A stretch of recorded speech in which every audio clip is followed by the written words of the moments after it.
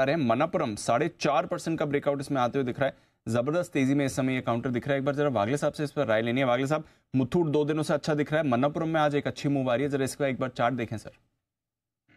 Deepanshu, disclosure यह है कि हमने ऑलरेडी हमारे क्लाइंट्स को 171 172 में दिया है। मैं तो बोलता हूं अभी भी ऐड करना चाहिए, या अभी लेके नीचे आएगा 1 से 2 रुपया लेना चाहिए। मुझे ये आज के दिन में 180 दिखता है। 180 के लेवल्स आज ही के दिन में दिख रहे हैं, तो ऑलरेडी एक बड़ा ब्रेकआउट आ चुका है। यहां से भी और बड़ी तेजी आती हुई दिख रही है।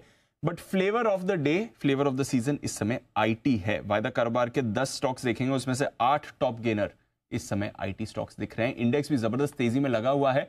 कुशल है हमारे साथ तैयार बताने के लिए कि ये साल तो कुशल दोनों तरफ का रहा है। 34,000 का लेवल अभी अभी आईटी इंडेक्स आपके लिए छू रहा है। गाइडेंस भी कंपनीज की थोड़ी मिक्स थी, बट 2024 के लिए इस समय क्या आउटलुक बन रहा है आईटी के लिए? क्या कुछ समझ में आ रहा है सेक्टर के लिए, जरा ये बताइए।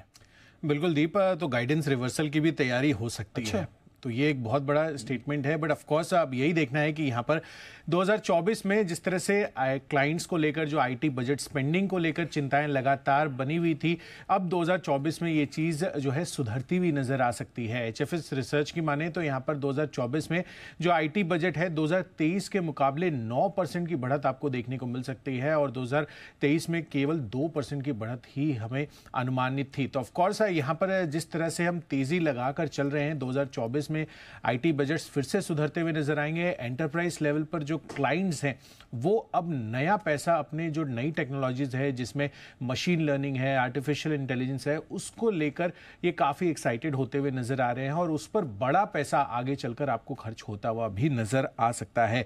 इनफैक्ट मैक्वेरी कैपिटल भी 2022 के बजट के मुकाबले 2024 में 2 से 4% की बढ़त का अनुमान लगाकर चल रहे हैं, और एस&पी ग्लोबल भी 2024 में ज्यादातर जो वर्टिकल्स हैं वहां पर भी ओवरऑल आपको काफी अच्छी ग्रोथ देखने को मिल सकती है।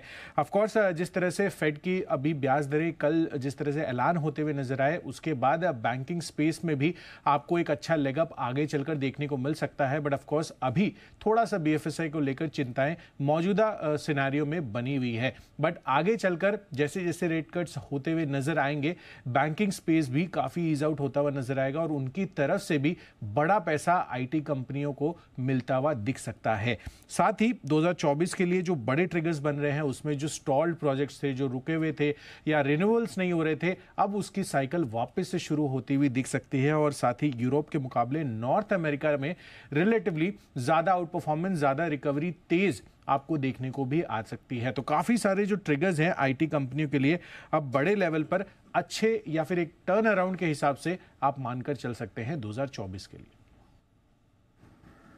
ओके, तो ये है आईटी शेयरों में पूरा का पूरा एक्शन आपके लिए आता हुआ।